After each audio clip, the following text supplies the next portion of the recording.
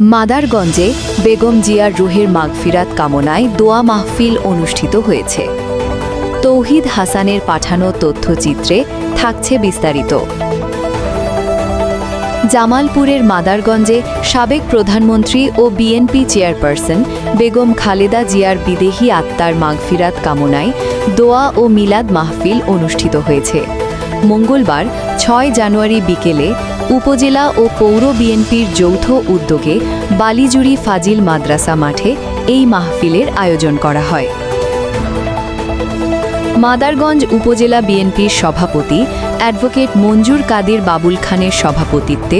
অনুষ্ঠানে প্রধান অতিথি হিসেবে উপস্থিত ছিলেন বিএনপির কেন্দ্রীয় নির্বাহী কমিটির জলবায়ু পরিবর্তন বিষয়ক সহ সম্পাদক এবং জামালপুর ৩ মেলান্দহ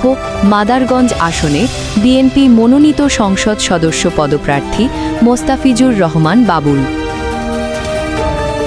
উপজেলা বিএনপির সাধারণ সম্পাদক মিজানুর রহমান রতন এবং পৌর বিএনপির সাধারণ সম্পাদক খালেদ মাসুদ সোহেল তালুকদারের যৌথ সঞ্চালনায় অনুষ্ঠানে বিশেষ অতিথি হিসেবে বক্তব্য রাখেন মাদারগঞ্জ উপজেলা বিএনপির সাবেক সভাপতি ফায়জুল ইসলাম লাঞ্জু,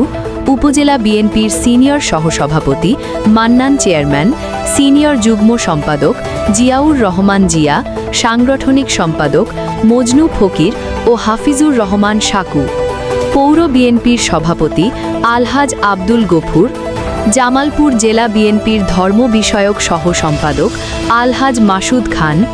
মাদারগঞ্জ উপজেলা যুবদলের সিনিয়র যুগ্ম আহ্বায়ক মোখলেসুর রহমান মোখলেস, মাদারগঞ্জ উপজেলা জামায়াতের আমির নুরুল আমিন ও সেক্রেটারি ফরহাদ হোসেন, পৌর জামায়াতের আমির আতিকুর রহমান সেলিম ও সেক্রেটারি শরীফুল ইসলাম। এছাড়াও উপস্থিত ছিলেন উপজেলা বিএনপির দপ্তর সম্পাদক আবু সাইদ সুজন এবং পৌর বিএনপির সাংগঠনিক সম্পাদক খালিদ হাসান, প্রচার সম্পাদক হুমায়ুন আহমেদ,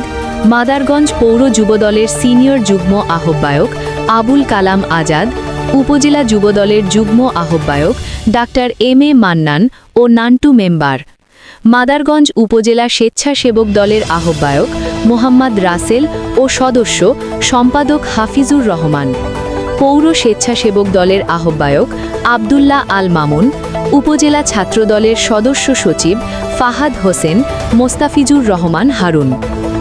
অনুষ্ঠানে বিএনপি ছাড়াও যুবদল, স্বেচ্ছাসেবক দল, মহিলা দল, ছাত্রদল সহ অঙ্গ ও সহযোগী সংগঠনের বিপুল সংখ্যক নেতাকর্মী অংশগ্রহণ করেন।